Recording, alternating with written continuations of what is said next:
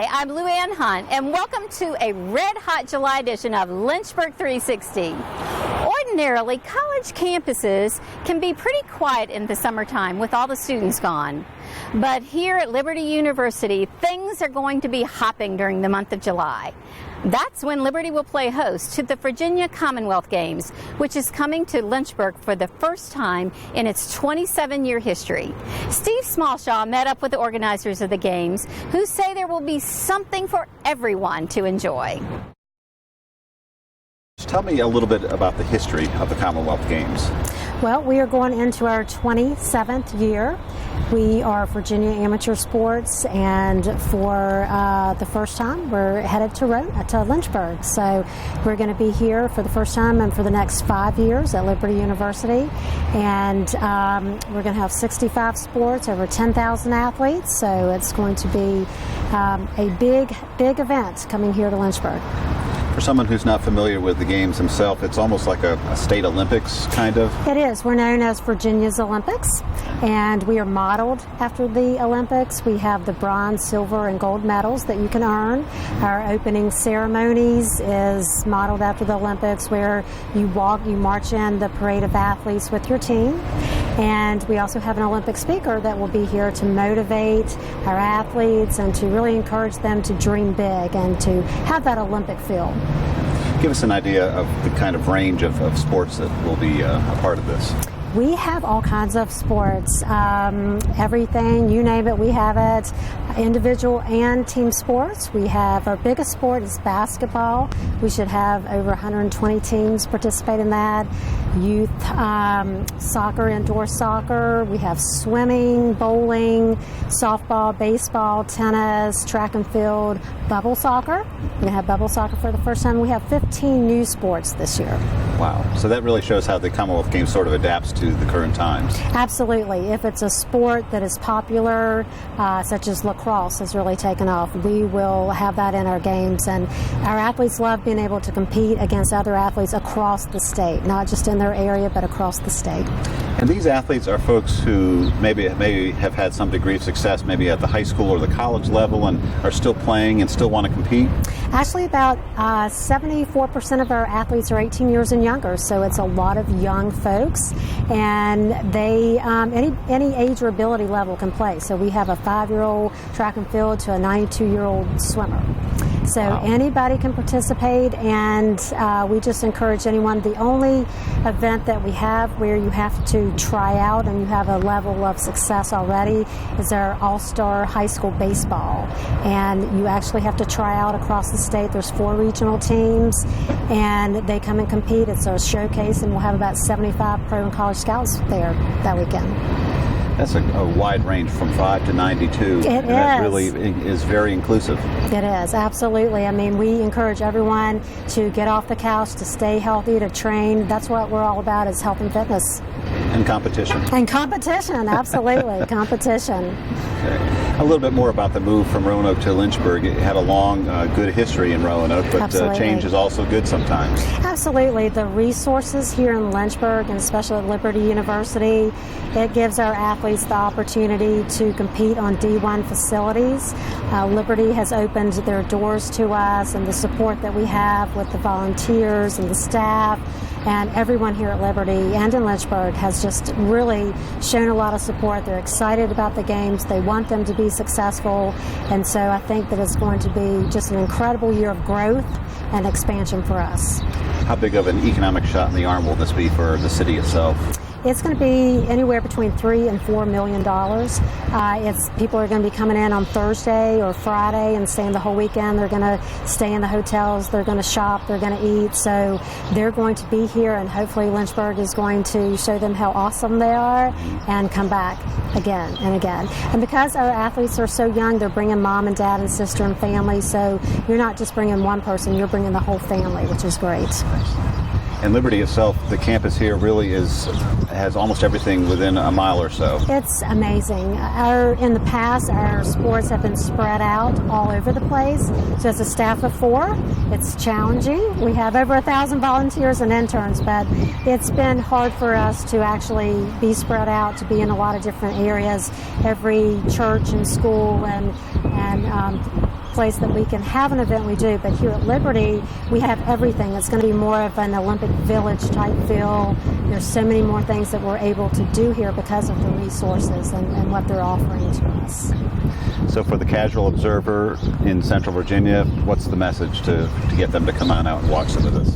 We absolutely want everyone to come out. These are Lynchburg's games, and we want people to come here, even if they aren't participating, which we want them to participate, but even if they're not, we want them to come and watch the competition, to be a part of it, to come to that athlete tailgate party, which is on July 22nd, and also to our opening ceremonies. The opening ceremonies is going to be very exciting, and we want Lynchburg to see what is happening. Lynchburg Parks and Recreation and the City of Lynchburg have stepped up to provide facilities for the Commonwealth Games, including those behind me here at Miller Park, where we'll be hosting the kickball tournament for the Games weekend. Peachview Park, where there will be adult softball and youth softball tournament action. And we have partnered with the Lynchburg City Schools to help us out with some of their venues, as well as to provide the karate and the karate tournament. And at Armstrong Place Gym, we're actually going to have an archery tournament. So we're really excited about the new opportunities here.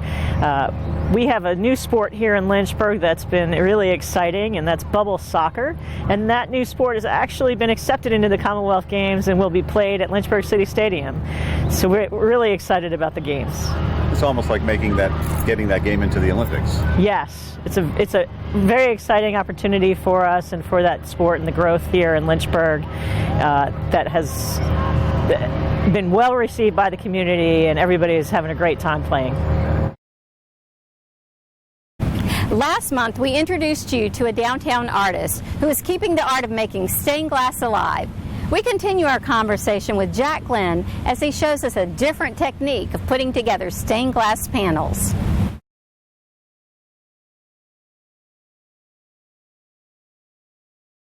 This is a window that's been fairly assembled, and we just pulled a couple pieces out for demonstration. But the lead comes in a pre-formed strip. Comes in 6-foot strip, and I have to stretch it to straighten it out. But you see, it looks kind of like an I-beam. The glass fits into the groove. It doesn't fit exactly snug. There's some space. We have to pick it up to get it into the groove. Slide it over.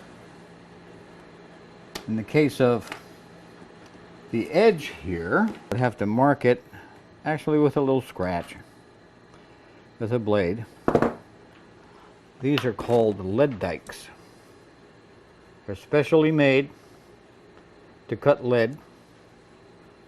I can cut it at an angle. Okay.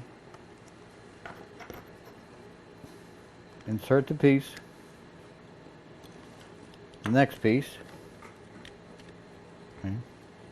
And then this should go in here. A little bit of space. Next piece of glass slides in. Get it into the channel. Okay. The next piece. The next piece. That I've already cut. Next piece. This is the end. This is zinc. This is not lead. This is a rolled product. They start off with almost like they make this kind of like you make continuous gutters. They start off with a strip of zinc. It goes through various rollers, and it winds up this shape. And it has a slot, which we put the glass slides into. Theoretically, what it's supposed to. And we put that around the outside of a lot of the pieces that we make if they're windows. Sometimes if they're free hanging, do we use this. Then we would nail it down. And we would also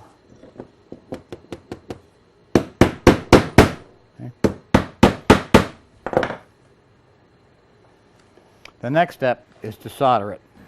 Take a little bit of solder, a little bit of flux, hold it down so it doesn't really move. See? Doesn't take a lot. And we have a small window of opportunity for soldering. You only go over it a couple of times if necessary. Sometimes it goes on perfect, sometimes it doesn't, and you have to go back and touch it up slightly.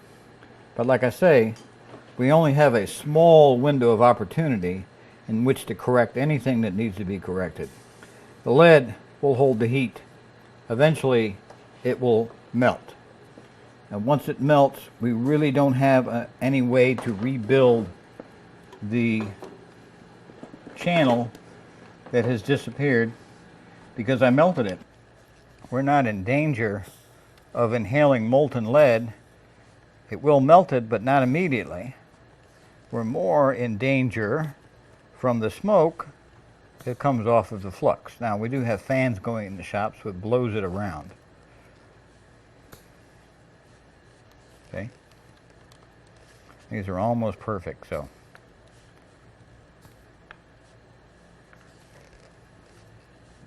It should be a T. There we go. Okay. And what this does is, because the solder is molten, it flows down into the joint also and helps grab the glass to keep it from moving.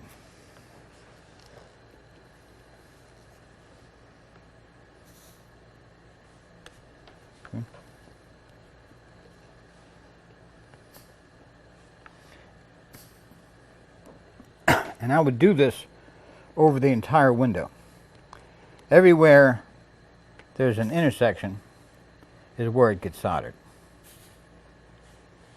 And we don't want to put a lot of solder on there because we don't want to fill up the corners. But just enough to give it a good solid solder. In this case, I have to do all the artwork, so I made a cartoon for this.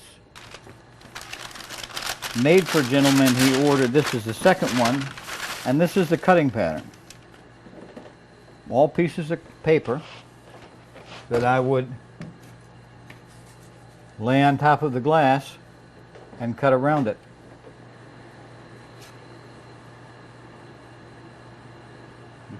So you make a cartoon, you cut out the cartoon, then you cut the glass by the cartoon. There's different ways to do that. Some people like to hold, I hold it on top and cut around it with the glass cutter. If you have to, you can tape it down or glue it down. Or you can draw around it with a felt tip and try to stay inside the line like you're, coloring on your coloring book. Try to stay inside the line or right on it. Most of the time it works. If not, people come back and,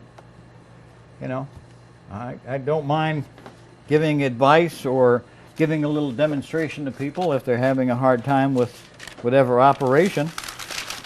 I tell people that everybody comes in and gets an education whether they like it or not. He's a smart guy. There's nothing about stained glass that he doesn't know. It's a good idea when you suggest something to listen. People come in and they ask questions about my glass cutter's not working. I said, bring it to me. We'll figure it out. A lot of times I'll put their glass cutter in with the rest of the other tools. They really need to have a little lubrication. I keep mine in a little cup. Has a little kerosene in it to keep it lubricated. I keep a little rag inside the cup, so when I throw it into the cup, it doesn't dent the little wheel on the end of the cutter by hitting, bare metal. I don't drop it on the floor. It's basic care and feeding. My ability evolved over a period of time. My skills evolved over a period of time. The procedures that I use in my work I either had to pioneer, develop, or rediscover over a period of time, using common sense. And in all things, be careful. Wash your hands after handling lead, after you're doing soldering. You're washing your hands.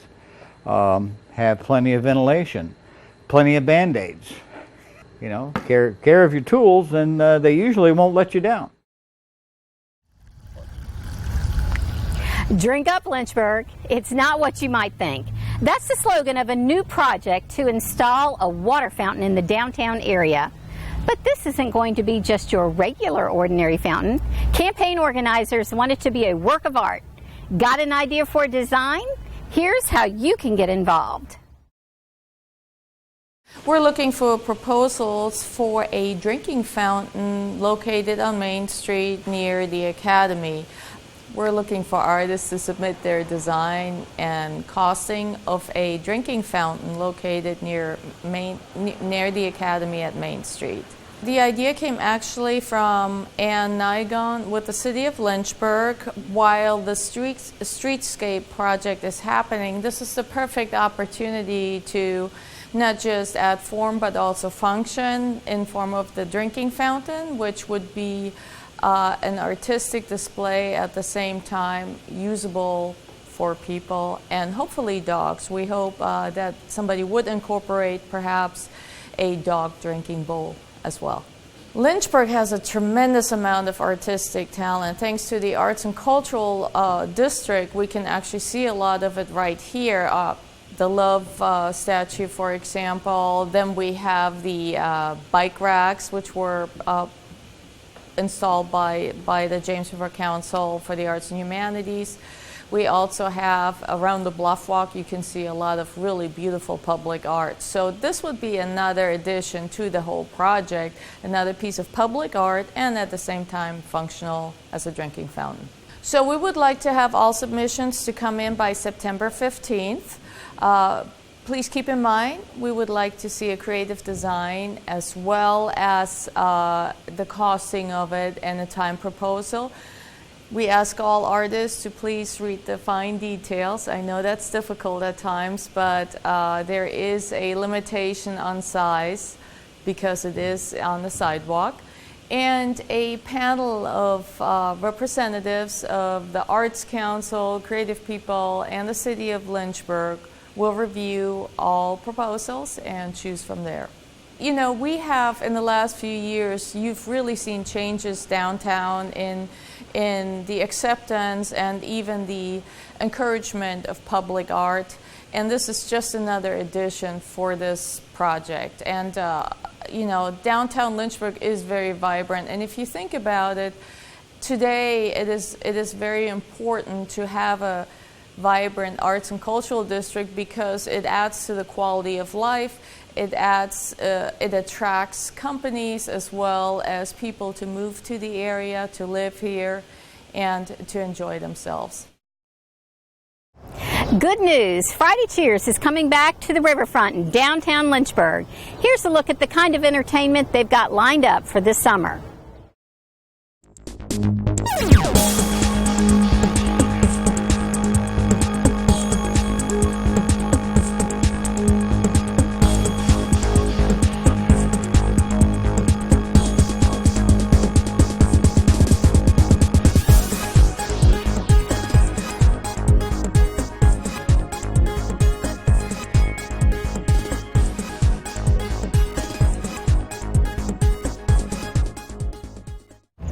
That's it for this edition of Lynchburg 360.